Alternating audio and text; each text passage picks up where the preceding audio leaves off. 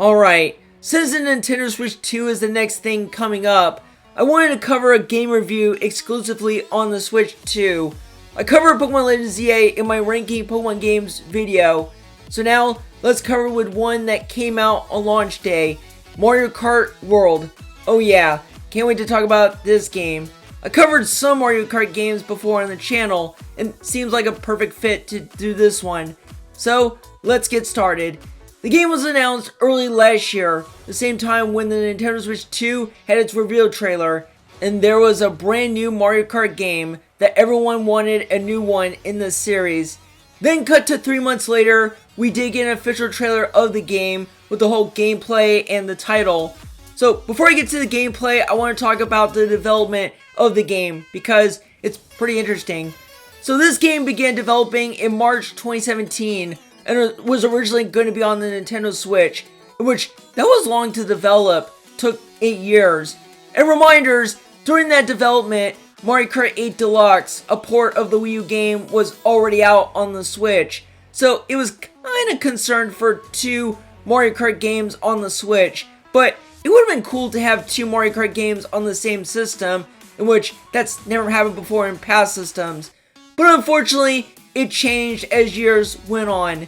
In 2020, development was moved to the next system after problems arose when trying to optimize the open world racing with 24 players on the original Switch.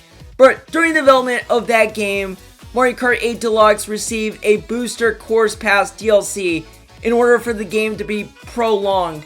And after 8 Deluxe finally ended their content and Switch was on an 8-year run, the Switch 2 was announced, and Mario Kart World was finally ready. And I want to say, the title of the game was a very good choice. At least it's not the obvious Mario Kart 9 title, because the previous 2 games already had numbers. The reason why they chose World and not 9 is to signify the new approach. The game was released on launch day with the system, and interestingly, it's the first mainline Mario Kart game to launch on a new system, which the past ones never happened before. And that was the reason why they moved to a brand new system. Yes, I would like to see a brand new Mario Kart game on the Switch, not a port of Mario Kart 8, and especially not even a reality Mario Kart game that came out in the pandemic days. Yeah, remember Mario Kart Live Home Circuit? The game where you controlled a toy, controlled cars, where you race around the house and sold okay? Yeah, it was the gimmick similar to Nintendo Labo in a way. But back to the game. This game had the most changed out of the Mario Kart games. It has the gameplay we all know, racing different Mario characters and head to the finish line to get first place trophy in each course. But they do have some additional stuff. The main one they added was the open world design and mode.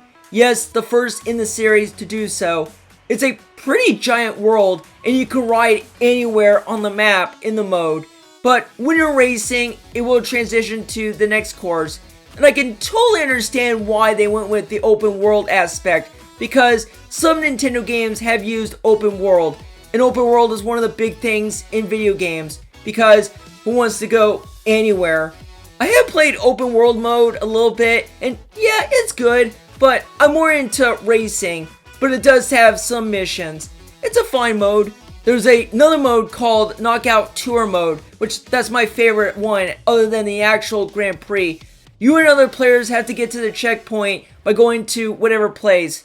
The more higher you get, the more you get to first place. So far, I got to second place a few times, and it's a fun mode. I guess you can say it's like the Battle Royale of Mario Kart games. Besides the modes, they added new features like off-roading techniques like wall jump on carts, guardrailing, and even a charged jump boost.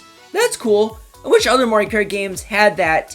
Another new addition that the other games in the series didn't have is unlocking costumes for the characters.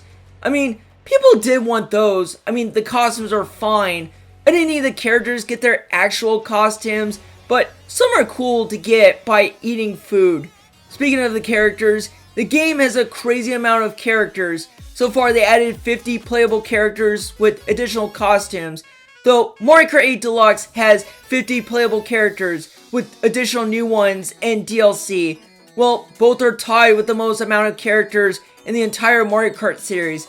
Though, World has characters that are new to the franchise, like Goomba, Nabbit, Spike, Hammer Bro, Cheep Cheep, Dolphin, Snowman, a cow, and so much more. Like, man, I was not expecting a wide variety of Mario characters, whether NPCs or enemies.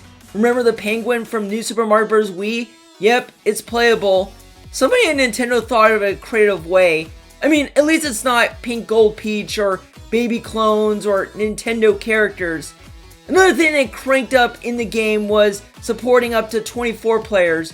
Prior, it was 12 players in the previous games, but it went twice as long. I mean, it's pretty chaotic, similar to Super Smash Bros. With 8 players. In terms of battle modes, there's not much else to say. They kept Balloon Battle, and on a free update months ago, Bomb Blast was added. Still fun modes in there. Now let's get to the courses. The new courses look great. DK Spaceport looks fun with the designs of the classic arcade Donkey Kong game. And my favorite course in the game is Boo Cinema. I love the theme of it. The spooky Mario Kart courses in past games were pretty fun, but this has got to be my favorite. As for new items, well, there's only 4 new ones. Coin Shell, Ice Flower, Hammer, and Kamek. The Kamek one is pretty crazy, where every object is across the whole screen, and you can't see anything. The Hammer is fun, but it's similar to the Boomerang in 8, where there is a learning curve. Ice Flower is good. Took a while to add that, since they added the Fire Flower in 7. And Coin Shell is a gimmick of throwing an enemy and coins pop up. But they did bring back Mega Mushroom and Question Block with coins. At least they didn't bring that item that has the number 9 with 9 items. Alright, let's get to the other aspects of the game. Gameplay is still great, as always. Though, I heard that the pacing is not as quick as Mario Kart 8. Well, it's because the 200cc is not in this game. And I don't mind the pacing in any games. I like slow, I like fast, I like when it's done right. The graphics are still fantastic, though not as breathtaking as Mario Kart 8. While World is technically better with polygon models, better resolution, and lighting, I like 8 more for the art direction and vibrant colors. The music is still great. I would love to hear some new music, and even remakes of past courses of music. Now, as for controls, I played it in Smart Steering. I did not use tilted controls because I'm not good at steering. I just play it with joystick and buttons just like any Mario Kart games. Now to online. Online is still fun as always. I have no issues. It runs smooth and doesn't lag as much. But yeah, with all the praise for Mario Kart World, is this my new favorite Mario Kart game? No. What? Now, I did praise this game, but there are some minor criticisms. While the open world is a nice thing, it does lack depth with Dead Space, and even strategies that I'm not good, like wall jumping, in which I'm not good at it. Maybe the courses could expand more with more cups, but besides that, it's fun. It's still Mario Kart, the Wii is still my favorite to this day, and 8 Deluxe is my second favorite. And this one is somewhere either in third, along with DS and 64. But we'll see how it goes when I will one day rank every Mario Kart games. Now, one thing I will say, if this ever happens just like Mario Kart 8, I want Nintendo to bring in a DLC for Mario Kart World. Like I said, it is highly possible to receive DLC. A booster course pass will be a fun one. Maybe a new type of battle mode. Maybe bring back the characters that were absent in the previous game. Maybe bring back 200cc for fast players. Maybe bring in Nintendo references like Kirby or Metroid. Again, anything could happen and possibilities are endless.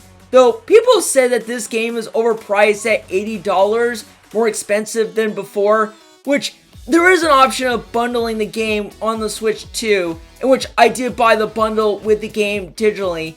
And Mario Kart World is so far the best-selling Switch 2 game, and we'll see how much it will sell in the next 8 years or so. That is all for the review of Mario Kart World. Let me know if this game is at the top of past Mario Kart games. Is it fun? Is it challenging? I still think it's a great game. and I do recommend for everyone else on the new system. Speaking of that, the Nintendo Switch 2 system is next for the video. I will see you all for that video.